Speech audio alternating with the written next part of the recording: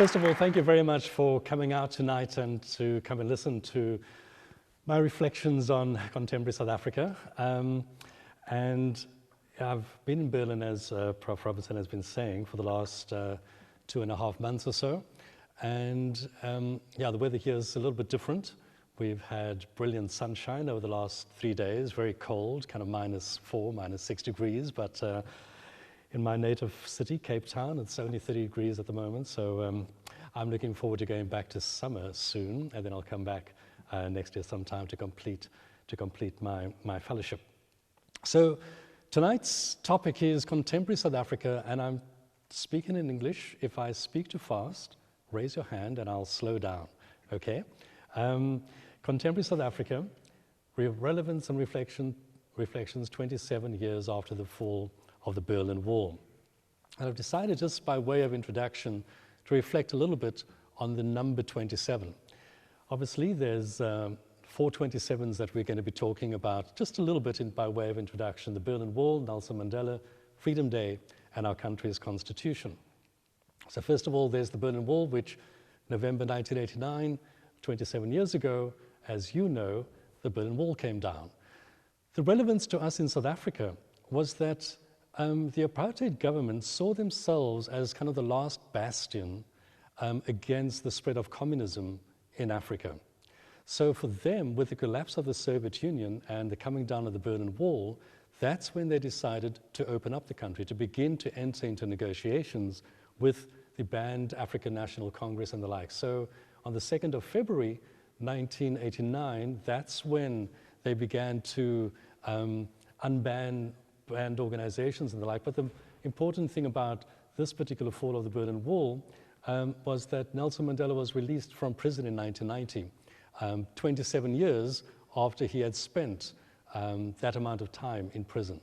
So 27 years ago, fall of the Berlin Wall, Nelson Mandela is released from prison after 27 years. On the 27th of April, 1994, so that's 4 years after his release, the country had devised a new constitution, and people went to the polls for the first time. When I say people other than white, because until that time, there had been elections, but mainly for the white population. They could decide how the country was run.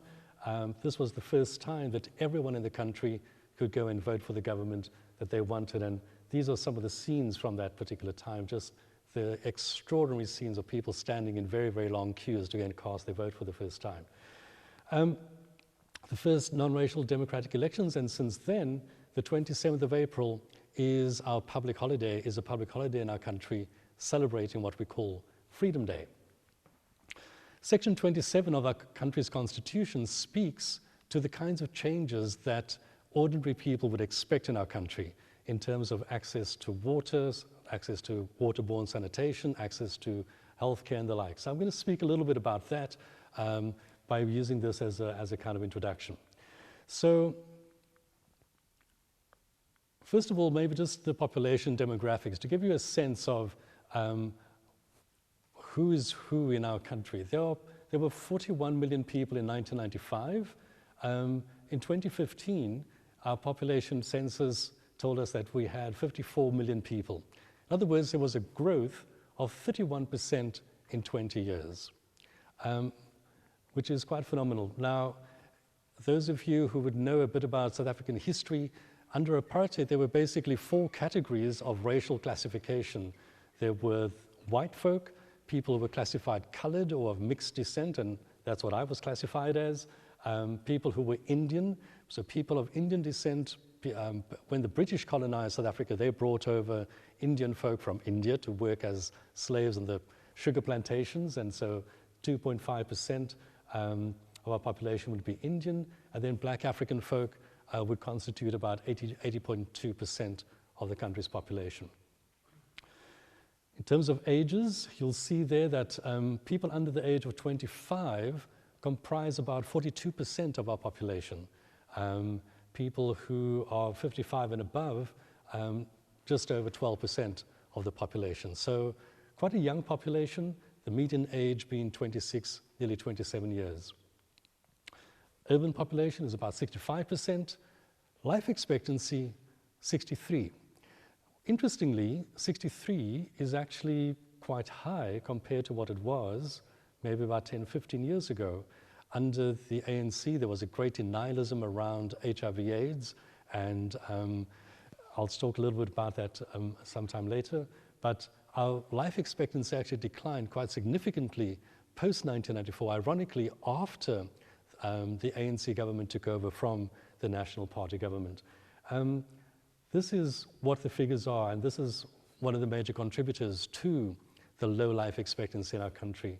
The prevalence of HIV, and 19.1% of our population is infected with HIV. In 2015, HIV/AIDS-related deaths, 182,400 people, nearly 500 a day on average. And as I said earlier, this is actually a decline from when it was at its highest, when Thabo Mbeki, one of our former presidents, was in power, and he refused people to access antiretroviral drugs which would extend their lives.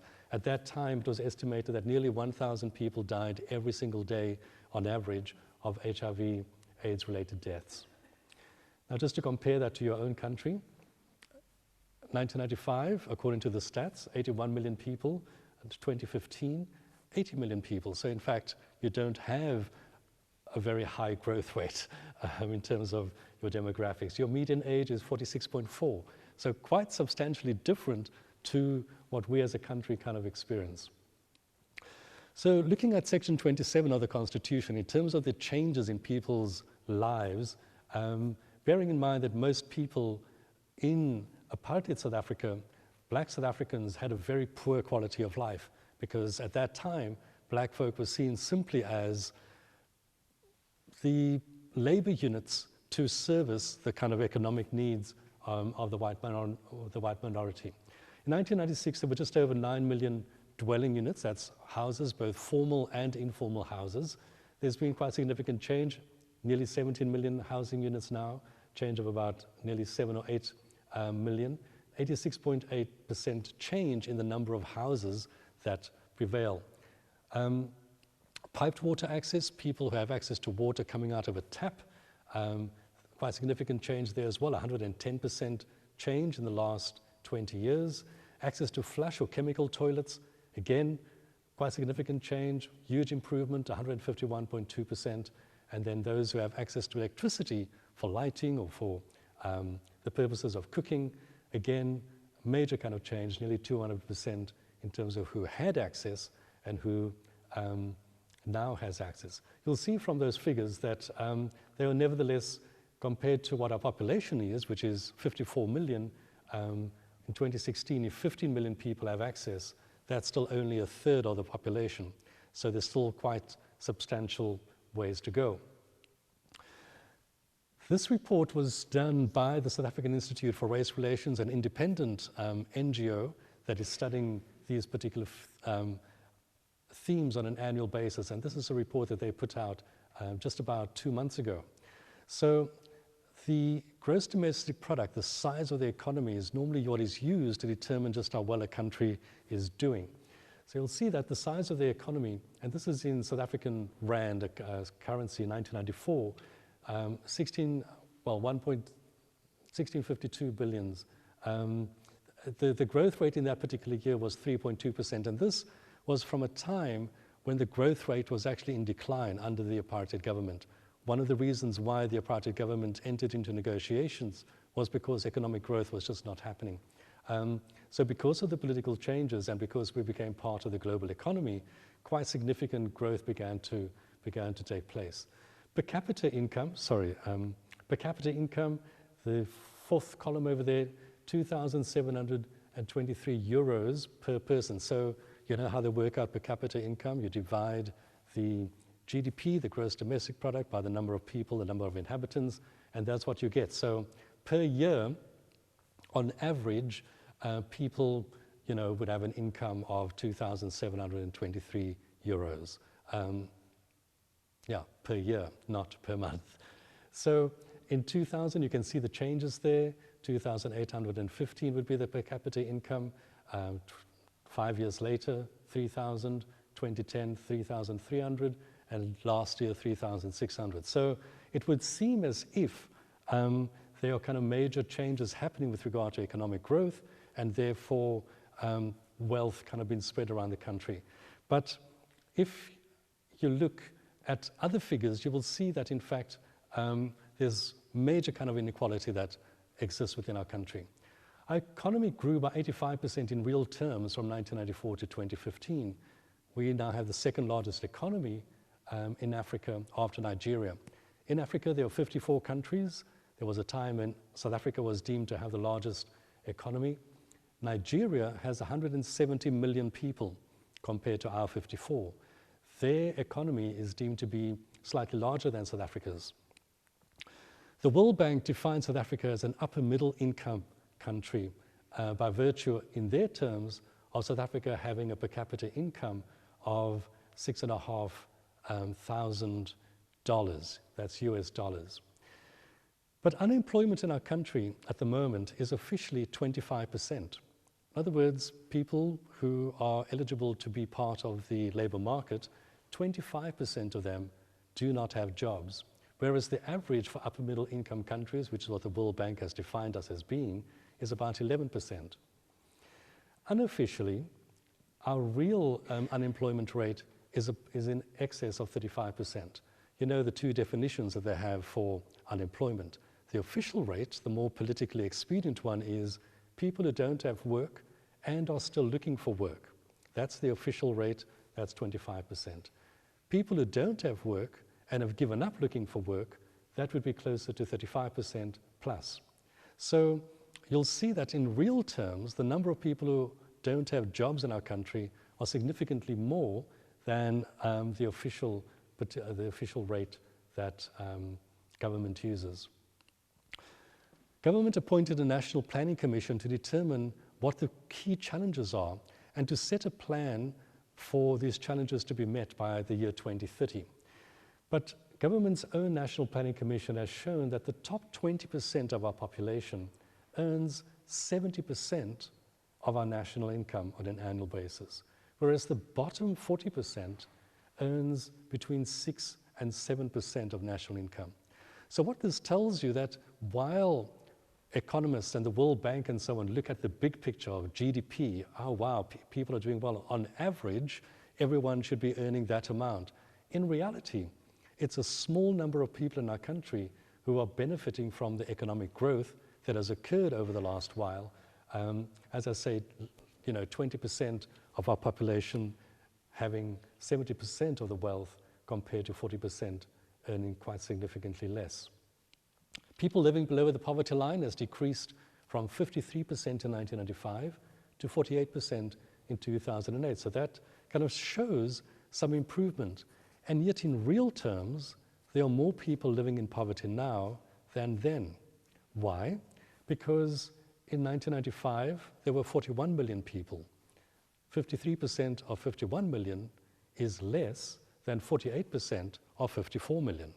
So although, again, the politicians would use percentages to show how things have improved, in real terms, things have not really improved. There are more poor people in our country now than was the case when the ANC took over. The decrease in poverty, though, is mainly due to social grants. So it's not as if people have become less poor because they have jobs in the economy and are so earning an income. It's because government handouts have increased over the last while. Increased from 4 million people receiving some form of social grant, whether it's a disability grant, a pension grant, a child support grant or whatever, 4 million in 1994 to 400% increase in 2015. 16.9 million people are dependent upon government giving them some kind of grant which allows them to basically move beyond the poverty line. In 1995, Black African folk, in terms of disposable income or the amount of money that they could spend, would be the equivalent of 22 euros a month. That was in 1995. For white people, it was 229 euros on average. So quite a significant difference, more than 200 euros per month in terms of spending power. In 2008, for Africans that had gone up by 31% to 30 euros a month, whereas for white folk it had gone up to 377, or 64% increase in their spending capacity. So although it's kind of improved for both, the reality is that those who are coming off different bases, if you're coming off a low base, as in Africans, then even if you had a 60% increase in the amount of money that you had to spend on a monthly basis, it would not be the same as for whites if their increase had only been 8%, so if the two had kind of been changed around.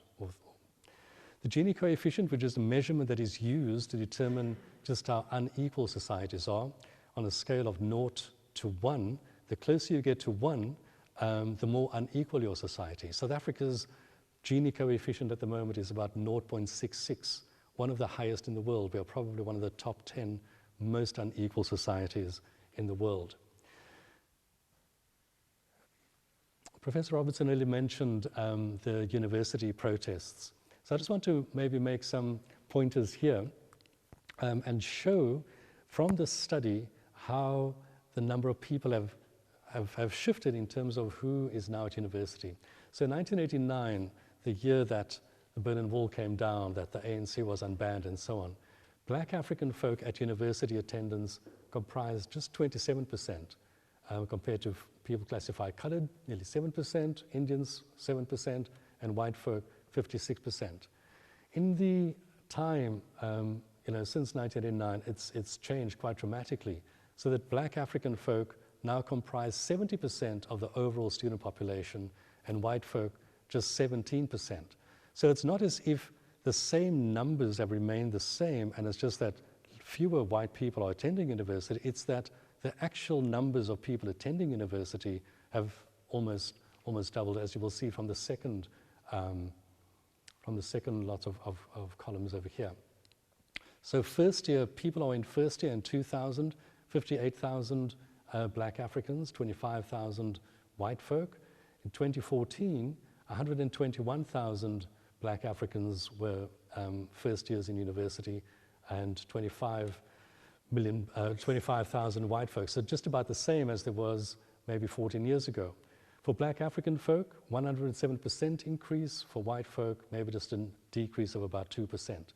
And what this shows is that access to higher education has become more possible for Black African folk. And if one looks at what are the key drivers of people out of poverty, it is people who have access to higher education. The more highly educated one is, the better chance there is to have a decent, sustainable job. So these figures are significant in that regard. People have spoken about crime. People know about our country being a pretty violent crime area. So look at these figures. 1994-95, 67 murders per 100,000 people. That's huge, right? That's now decreased to about 34 murders per 100,000 people and on an annual basis. So that's a decrease of nearly 50%. The comparisons at the moment, Honduras is the world's kind of capital of murder, with 75 people per 100,000 being murdered on an annual basis. El Salvador is next, and South Africa is the 8th highest.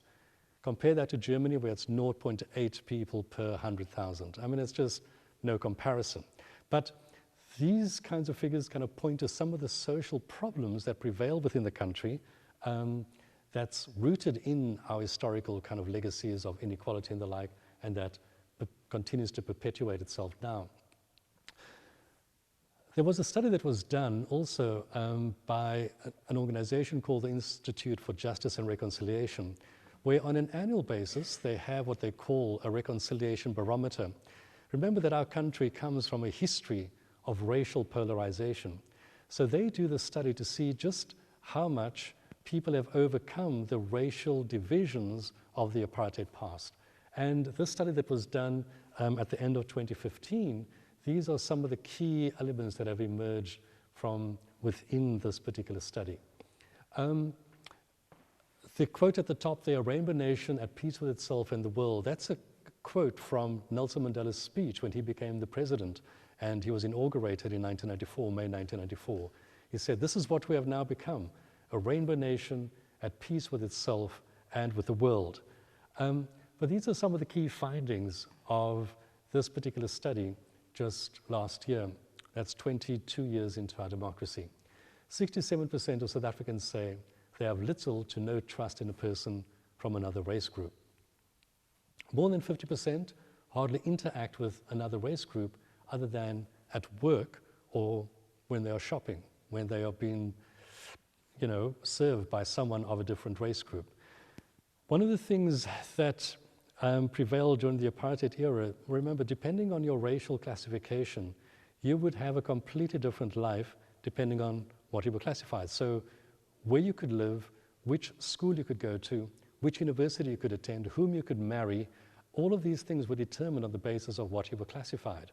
So those spatial legacies, the geography of apartheid is still very much with us.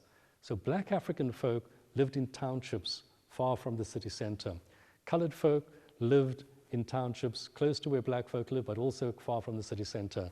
Indian folk in other suburbs, whites in kind of some of the better, more leafy suburbs of the world.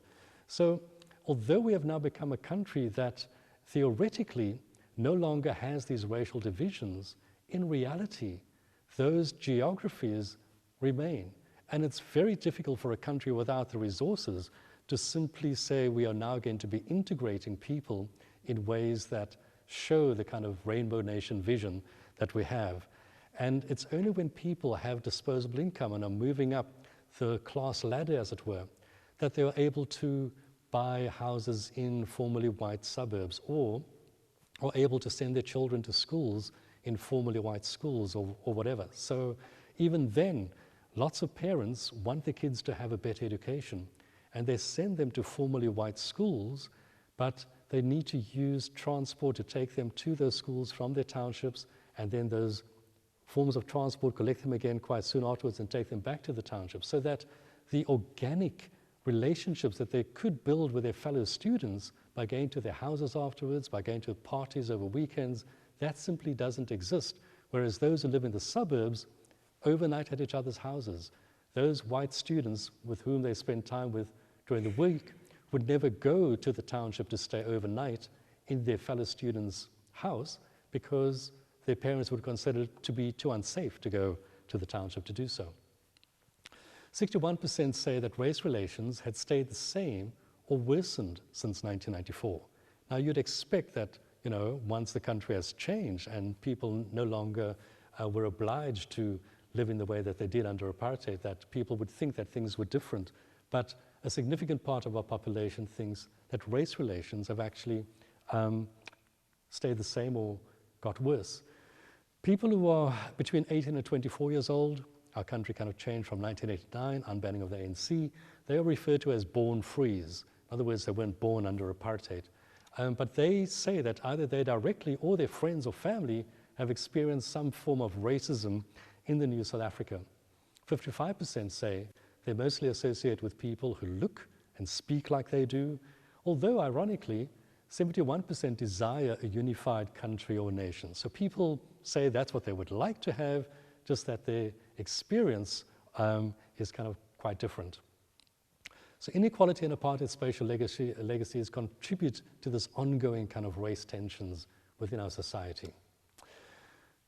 Some of the other key themes I want to talk about, xenophobia.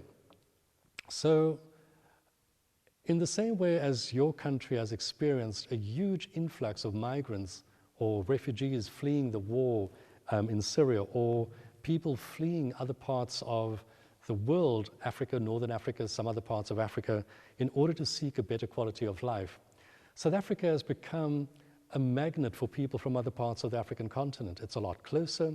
Visa regulations are not as stringent as trying to get a Schengen visa, etc. So people come into the country, and we have, for example, in excess of 2 million Zimbabweans who live in our country, numerous numbers of people from the Congo and the like.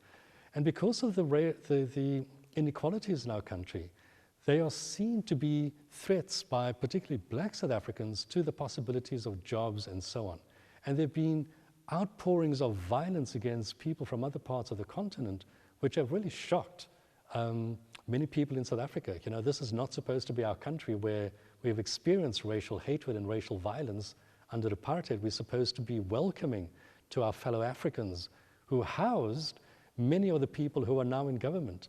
When the ANC was in exile, they lived in Zimbabwe, in Namibia, in Mozambique and the like. And now, here we were treating people from those countries as if they were criminals. This man was set alight. And this is basically him being doused with a fire extinguisher. I mean, some of the stories have just been too horrific to really countenance. There are many, many people who flee Somalia, for example, because of the ongoing conflict in their particular country, come to South Africa and they set up shops. And they are incredibly successful for whatever reasons. And they tend to be, when xenophobic violence breaks out, at the forefront of the violence of people whom they serve on a daily basis. So there have been so many shop owners from Somalia who have been shot and killed, and their shops simply completely raided by people when xenophobic violence kind of breaks out. I'm not sure if people heard about the Marikana massacre about 3 years ago. So we have a public holiday in our country on the 21st of March every year. It's called Human Rights Day. And it comes about because on the 21st of March in 1961, there were a whole bunch of black African folk who went to a police station in Sharpeville, one of the towns in our country, to go and hand in their passes and to say, we're not carrying this anymore. Now, the pass was something which black African folk were obliged to carry in order for them to be legal within a particular city. If they did not have the pass, or if their pass was not stamped, they could be forcibly removed by the police and taken elsewhere. And it only applied to black African folk, not to colored folk, not to Indian folk, not to white folk. So of course it was a form of dehumanization, incredible discrimination. And so they protested, and the police opened fire on them. And 79 people were shot and killed at that particular massacre in 1961. And that led to a declaration of the state of emergency, which led to the banning of the ANC, and that was quite a major turning point in our country's history. So we were never supposed to have a massacre in our country ever again. And yet, 4 years ago now, in August of 2012, there were a whole bunch of miners who were protesting for a better living wage. They wanted to earn the equivalent of 12,500 Rand a month. These are guys who go to the deepest depths, like 2 kilometers into the earth, to bring up platinum, one of the wealthiest mineral ore-making minerals in the world. And they were basically demanding a living wage of 12,500 Rand, which would be just, in today's terms, just maybe under 850 euros a month. And for about 3 or 4 months, they held out in protest and making sure that they did not go back to work in support of their demands. And then on a particular day, the police moved in and basically massacred 34 miners, killed 34 miners, shot them dead, and a huge kind of blot on the post-1994 South African history landscape. There's a movie that was made about it called Miners Shot Down. I think it might even be online. Just those of you who are interested, go and have a look at that. It just talks about how people who expected of their government that, you know, their lives would be taken care of, people who had now voted for a particular government, they were now having black policemen sent in to go and look after the interest of what was seen to basically be international capital, operating, owning this particular mine. And also what was even more significant was that part of the mine ownership were leaders in government.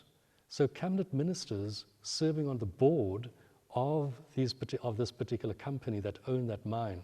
And through the inquest that was held, it showed that there were phone calls between some of these ministers and the minister responsible for policing and so on to make sure that this particular strike was brought to an end. And of course, to date, despite 34 miners being killed, no one has been held accountable. No policeman has been charged. No politician has kind of been held accountable for something as shocking as this. In fact, and this is the irony, the minister who was the Minister of Police at the time that this particular massacre happened, after the 2014 elections, that 2 years ago, he wasn't fired. He didn't resign because this massacre took place under his name. He was shifted to become the Minister of Arts and Culture.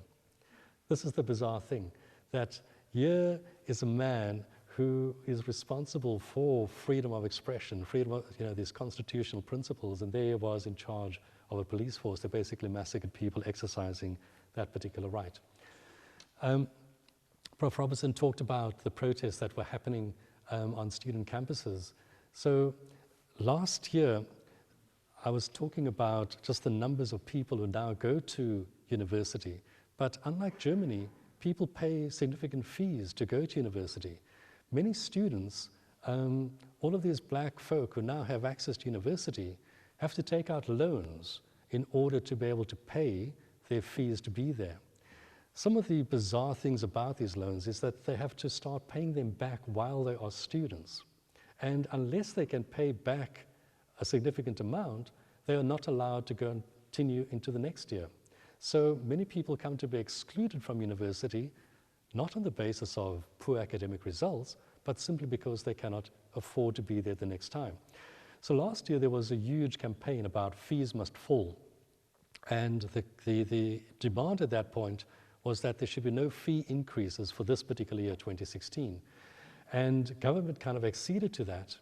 And then they appointed a commission to find out just how feasible is no fee increases for the future. And about 2 months ago, this commission recommended that there be increases up to a maximum of 8%, but that each university could have the right to determine the extent to which it would raise fees for this year, which of course got students protesting all over again. And as you know, our particular academic year runs from February to November, as opposed to yours that starts in September. So this is a time when people should be writing exams in order to be promoted to the next year. University has basically been shut for about 6 to 8 weeks because students have been adamant that no education will happen while this particular issue has not been sorted out. And of course, this has caused huge tension between middle-class parents and poorer folk and those on bursaries and so on. But it's been one of the huge crises in our country where there's been such poor political leadership on the part of our government as well in resolving this issue. And they basically left it to the universities to try to resolve somehow. So this is kind of a huge crisis that continues in our country right now. Another kind of key theme has to do with freedom of expression. About 4 years ago, in May 2012, there was an artist, Brett Murray, who created an exhibition called Hail to the Thief 2, in which he was heavily critical of the ANC government and their levels of corruption. And he constructed this particular painting of our president, Jacob Zuma, obviously based on Lenin. And what he did was he also had his genitals exposed. And this caused a huge kind of outcry. Now, obviously, when artists kind of do that, first of all, there were a couple of background issues, backdrop stories to this. The president, prior to becoming president, was accused by a woman of having raped her. And this woman happened to be the child of friends of the president. He was the deputy president at the time. And she was HIV positive as well. And she alleged that he had raped her, and he went on trial. And basically in the trial, he said that he wasn't concerned about HIV/AIDS because he had a shower after they had sex. And since then, one of the cartoonists has drawn him consistently with a shower head, basically, showing how silly this was. And at that time, ironically, he was the head of government's kind of moral regeneration campaign. So I tell you, I'm a playwright, but you can't make this kind of stuff up. I feel embarrassed talking to you about these things because it feels like I'm making up, these kinds of stories. But the other thing about these exposed genitals is that male genitals come to be a symbol of power and of rape of the public purse, if you like. And he was kind of seen to be very much at the forefront of corruption in our country. He, just prior to being made president, he had 783 charges against him of fraud, and these were dropped because they were seen to be politically motivated to prevent him from becoming the president. So they dropped it and eventually became president, and since then the country has gone into further decline. So this artist who did it is a friend of mine, and he experienced the most extraordinary consequences. For 2 weeks, this was the only talking point in the country. And he, as an artist, received death threats. The South African Communist Party had a march on the gallery where this painting was held. There were demands that this painting be destroyed.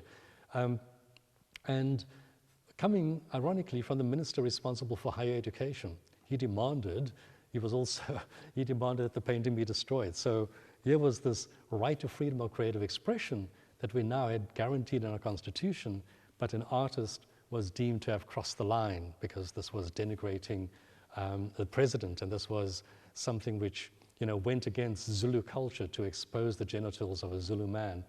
And he received death threats. He had to leave home. He had to stay out of his house for a number of weeks until this particular thing closed down. So the point I'm trying to raise here is that although post-1994 we now have freedom of expression guaranteed in our constitution, that does not mean that politicians are constantly trying to make sure that this right to freedom of expression is kind of closed down. Then, of course, one of the major themes in our country at the moment is corruption. There was this arms deal where in the mid-1990s, so about 3 years after our country became this new country, this was when it was deemed corruption became endemic within our society. A study was done to show that our country needed to re-equip its army, its navy and the like. And of course, you know, no one in the right senses thought that we really needed helicopters and jets and corvettes and the like, because our real war was a war on poverty, was a war on disease, was a war on illiteracy. That's where we should have been spending the money. But this was a way in which so many people connected to the political party in power at the time, the ANC, became wealthy through bribes, and much money also went to the ANC itself that supported its elections and so on. So this was one of the turning points in our country. Nkandla is the name of the personal residence of President Jacob Zuma. He lives in a rural area in KwaZulu-Natal, one of our country's 9 provinces, and in terms of the law of the country, obviously a president needs to have his home secured. And an excessive amount of money was spent on upgrading the president's personal home. In fact, literally millions and millions of rand, 254 million rand was spent on this particular, probably about $22 million at that particular time, spent on this man's residence, whereas you had so much poverty both around that residence, but generally within society. But that wasn't the only thing about it, that so much in the way of public resources were used on a presidential kind of personal living space. He's got like 2 or 3 state houses where he lives anyway. But the irony of these things was that they had built a swimming pool. They had built a whole range of other things which were non-security features at all. So, you know, he claimed that he didn't know that these things were being built. He didn't ask for them. They were just being built. And they then came to show how that, this was the most bizarre thing, and again, I feel embarrassed telling you about it because it feels like I'm making these things up. The swimming pool they called a fire pool. And they said the reason why they had to build this was in case the thatched roof caught fire, in which case they would use the water from the swimming pool to douse the fire. So this was really a fire pool. No one was going to swim in it. It just might look like a swimming pool, but actually it's a fire pool. And when they had to defend this, the Minister of Police sat in Parliament showing a video of how they were basically piping the water from the swimming pool in case something happened. And we have, in terms of our constitution, some independent bodies like the Public Protector, whose job it is to make sure that there isn't wastage of resources, that there isn't corruption and the like. And she was commissioned to investigate this particular thing. And she issued a report which basically showed just how corrupt this deal was and ordered that the president repay a significant amount of the money.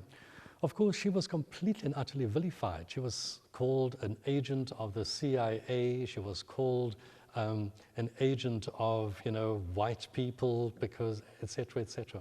And eventually this case was taken to our Constitutional Court. And the Constitutional Court basically ruled that it was completely and utterly unacceptable that this amount of money had to be spent, and affirmed the correctness of the Public Protector's report. And eventually the president had to pay. What he did was he just issued a little apology and said, "I'm sorry," and went on.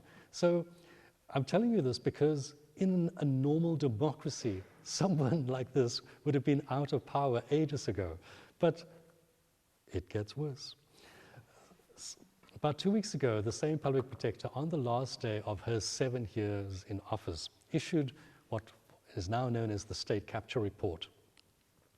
People laid complaints about a particular family, 3 brothers from India, who arrived in our country in the early, 90s, just after 1994 when the election had happened, and set themselves up thinking, this is a great place to exploit.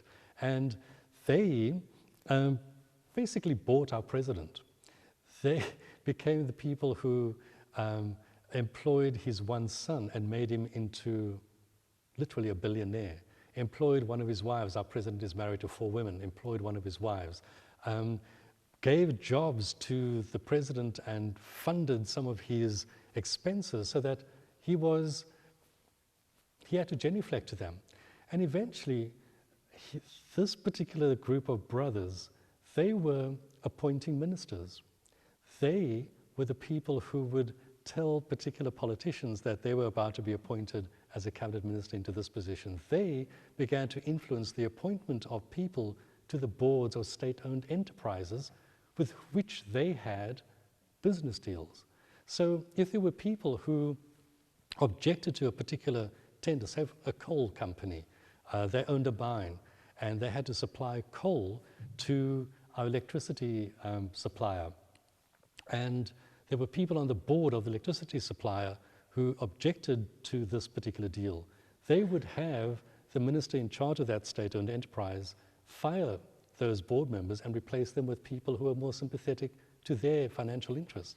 And I mean, bizarre, right? But all of this came to be exposed in the State Capture Report, which the president then tried to block and say it must not see the light of day because, his reputation has been tarnished. And of course, eventually it went to the courts, and the court said, absolutely not. This should be exposed, was released. And this was as recently, as I say, as 2 weeks ago. And it just goes on. So 3 days ago, was it last Thursday, they had a vote of no confidence debate in Parliament, which, even though there are significant voices within the ruling party that are calling for him to step down, the way our system works is that it's proportional representation, so people are not voted for on the basis of a constituency voting for a particular person, they vote for a party. So you are on the party list and you are accountable to the party bosses, not to the people who voted for you. So if the party bosses say to you, you have to vote in a particular way, you vote in that particular way or you'll lose your job. So there have been 2 votes of no confidence in the president so far, in terms of the debates that have happened, and on both occasions the ANC has used its superior majority to thwart those votes of no confidence. What has also been happening is that there's been the manipulation of constitutional bodies for factional interests. So you've got these independent bodies like the National Prosecuting Authority. You've got the Hawks, which is our equivalent of the FBI. But the president simply appoints people to those who are very sympathetic to his own interests. So the charges against him get dropped because the person that gets to be appointed is someone who is completely sympathetic to him. There was the Gupta brothers, these are the Indian brothers I told you about. They wanted to get rid of our former finance minister. Last December in 2015, they basically were going to replace our finance minister who was doing, in terms of the economy of the country, a relatively good job. And they wanted to replace him with someone who was much more pliant and sympathetic to their interests. So on the Friday night, at about 10 o'clock, there's this announcement from the presidency that this, our finance minister is going to be removed and replaced by this backbencher whom no one had heard about. There was such a huge outcry. On the Monday, I think like 500 billion rand had been wiped off our stock market as a consequence of that. So that big business went along to them and said, you have to do something about this. So they replaced the person that they just appointed with our former finance minister who had a really good reputation, Pravin Gordhan. So this minister that they'd appointed was there for a whole weekend, right? But millions and millions of rand wiped off the stock exchange. Since the appointment of this new minister, there have been numerous attempts on the part of the National Prosecuting Authority to trump up charges against him on the most innocuous kind of charges in order to get rid of him so that he can be replaced again. It is bizarre that this is happening in a country that is deemed to be the epitome of democracy, or the poster child for democracy on our African continent. So maybe just to give you a sense of why this prevails, this is how our electoral system works. So we have a national parliament. We've had 5 free and fair elections to date. There are 400 seats in our National Assembly. In the most recent elections, the ANC won 249 seats, 62% of the vote. The opposition party is the Democratic Alliance, 89 seats. And a young party, the Economic Freedom Fighters, won 25 seats. The history of that party was that the leader of it was the former head of the ANC's youth wing, who was kicked out of the party because he was seen as being undisciplined. He then started this new party, the Economic Freedom Fighters, about 8 months before the 2014 elections.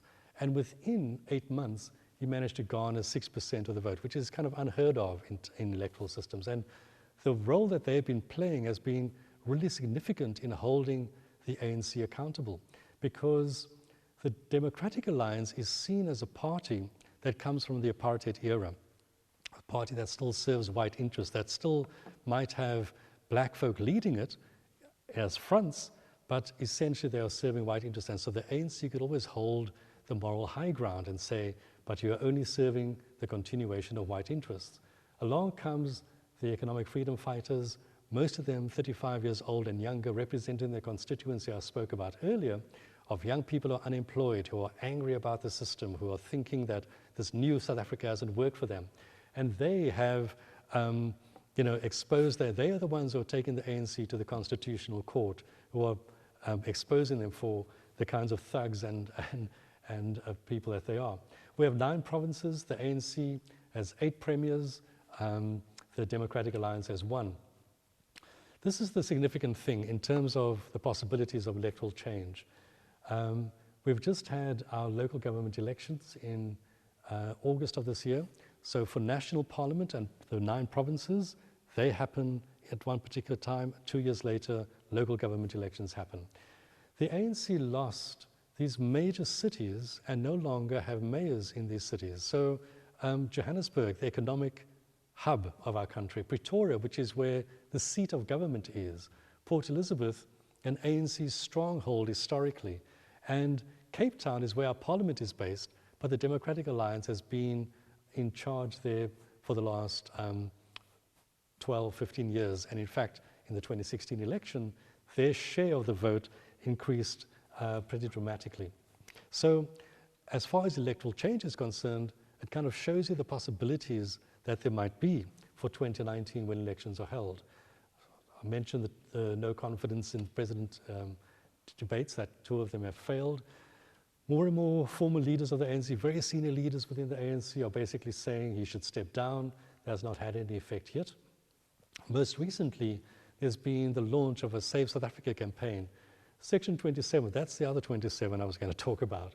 There's an organization that has called itself Section 27 after that Section 27 of the Constitution. And it plays a significant role in our society in terms of mobilizing civil society to take on some of these issues, but also, again, taking government to court and making sure that they comply with the Constitution and the like. The ANC has an elective conference next year in December 2017, and that's when it's likely that they will change their leadership.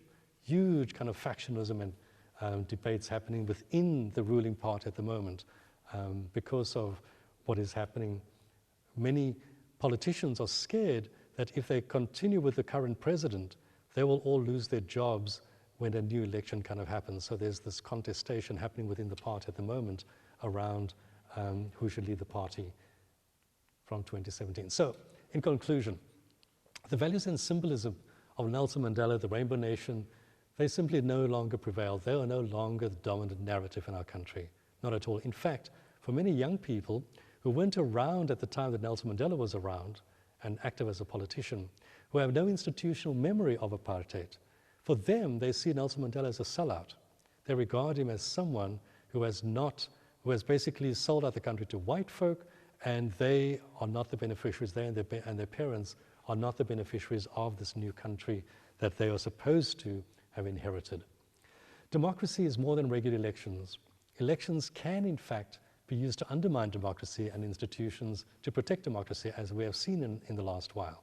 So quite often, countries in the West kind of talk about the need to have democratic elections. That's the important thing.